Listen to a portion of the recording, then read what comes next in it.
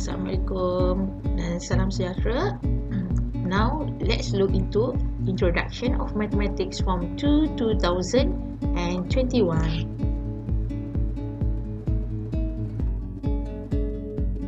Okay, in Mathematics Form 2 KSSM this year you will learn about 5 learning areas. So the first learning area becomes numbers and operations. So you have just one chapter here. So in chapter 1 you will learn about patterns and sequence. So what's inside pattern and sequence? You will learn about patterns of various of set of numbers, maybe using even numbers and odd numbers, Pascal's triangle, Fibonacci numbers. And also in patterns of sequence you will learn about how to using a numbers, algebraic expression and words. And also you learn about terms of a sequence. So this is learning area numbers and operation. Okay, how about learning area 2, the second one? Okay, relationship and algebra. So it's include 3 chapters, chapter 2, chapter 3 and chapter 7. Okay, let's see the chapter 2, factorization and algebraic formula. So in chapter 2, what you will learn about expansion, factorization and algebraic expression and laws of basic arithmetic operations. So in expansion, you will learn about expansion on 2 algebraic expression. Okay, then you combine the operation including expansion, and then for sure you will learn about how to solve problems involving this subtopic. And then about factorization, okay, you will learn about factors, common factors and highest common factor, okay, for the product of algebraic expression. And then factorization of algebraic expression for sure by using HCF, squares of 2 terms, using cross multiplication, okay, and then use common factors involving 4 algebraic terms, okay, then and the solving problems, okay, involving the combination of these 4 types of the factorization. Okay, then for algebraic expression and basic arithmetic operation, you will learn about addition and subtraction. Okay, with the same denominators and different denominators. You also learn about multiplication and division of algebraic expression and the combined operation of both lah. Right? So this is for chapter 2.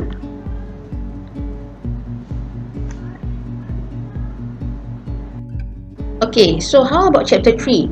Okay, in chapter 3, algebraic formula, you will learn about how the algebraic formula connect to the algebraic expression, okay, through addition, subtraction, multiplication and division in an equation form. And you will learn about subject of formula also. And then you will also learn about a variable in the subject of formula, okay, that can be obtained when the value of the other variable is given, and some solving problem involving changing the subject of formula, combination of basic mathematical operation, square and square root. Okay, that's a chapter 3. Let's jump to the chapter 7. Okay, so what you learn about in chapter 7, okay, you learn about coordinates, what is x-axis, y-axis, origin, Cartesian plane, okay, how to determine the distance between 2 points, okay, and then what is the midpoint also. Okay, so this 3 chapter is included in learning area relationship and algebra. Alright, now let's look into the third learning area, measurement and geometry. So you have 4 chapters here. So the first chapter is chapter 4, polygon. So in polygon, you will learn about regular polygon and interior angle and exterior angles of polygon. So in regular polygon, okay, you will know the geometric properties of regular polygon, identify the regular polygon or irregular polygon. You determine axis of symmetry, and then you will learn about how to construct a regular polygon by using compasses and ruler. Also, you will learn about interior angle and exterior angle of polygons. So how to determine the total sum of interior angle, exterior angle, the total sum of exterior angle of polygon also, and then determine or calculate the solving problems questions involving all these three. Okay, so this in the chapter summary for chapter 4. Let's look in chapter 5. In chapter 5, circle, okay, you will learn about three things: properties of circle, symmetrical properties of chord, circumference and area of a circle. So in properties of circle, you will getting to know the parts of the circle. Okay, construct a circle by using compasses and protractor, and then features in circle,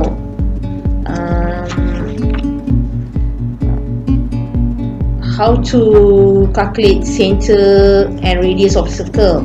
Okay, then you need to know also about relationship between circumference and diameter, how to determine length of arc, area of a sector, circumference of circle, and so on. And the last one for sure is the questions involving the problem solving. Okay, so that's in chapter 5. Let's look in chapter 6. Alright, in chapter 6, 3D geometrical shape or 3-dimensional geometrical shape, you will learn about 4 things: geometrical properties of 3D shape, okay, and then nets of 3-dimensional shape, surface area of 3-dimensional shape, and volume of the 3D shape.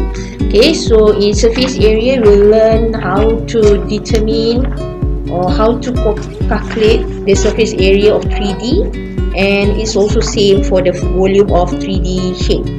And then you will learn about the problem solving involving 2 or 3D shape combined. Okay, combination of 3 or 2 or 3 combination of shape. Okay, so you need to find surface or volume involving 3D shape lah. Okay, now in chapter 11. In chapter 11, you will learn about isometric transformation like translation, reflection and rotation, what is isometry, congruence and rotational symmetry. So in this chapter, you need to draw the image when it's given an object. Okay, or you need to draw an object when it's given an image. Okay, and then you need to calculate the coordinate for the translation, reflection or rotation. Okay, so this is the chapter summary for chapter 11. Okay, now let's look into the learning area, relationship and algebra. Okay, so in this area, you will learn about graph of function, speed and acceleration, and gradient of straight line. So let's look into the chapter 8, graph of function. So in graph of function, you will learn about the definition of function, identifying function, okay, the relationship between the function, either it's one-to-one, many-to-one, and so on. Okay, then you will learn about function representation. Then for the next one, you will learn about graph of function, how to construct a table of values, drawing a graph, and then know how to solve a problem involving the graph of function. So this in the chapter 8. Okay, let's look in chapter 9, speed and acceleration. Okay, in speed and acceleration, we learn about speed and acceleration. Okay, you need to know how to explain the meaning of speed as a rate, then solve the problem about uniform and non-uniform speed, average speed, and then you need to know about definition of acceleration and deceleration.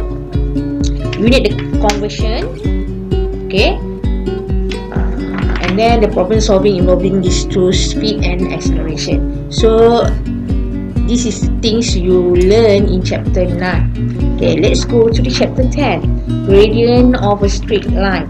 Okay, so in gradient of straight line, you'll know about steepness and inclination area. Okay, what exactly the definition of the gradient?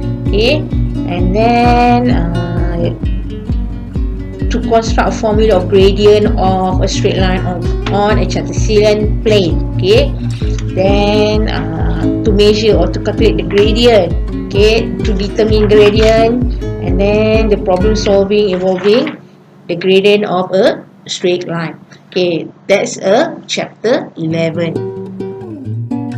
Okay, so in the last learning area, statistics and probability, you have two chapters here, chapter 12 and chapter 13. So in chapter 12, measures of central tendency, you learn about mode, model class, median and mean.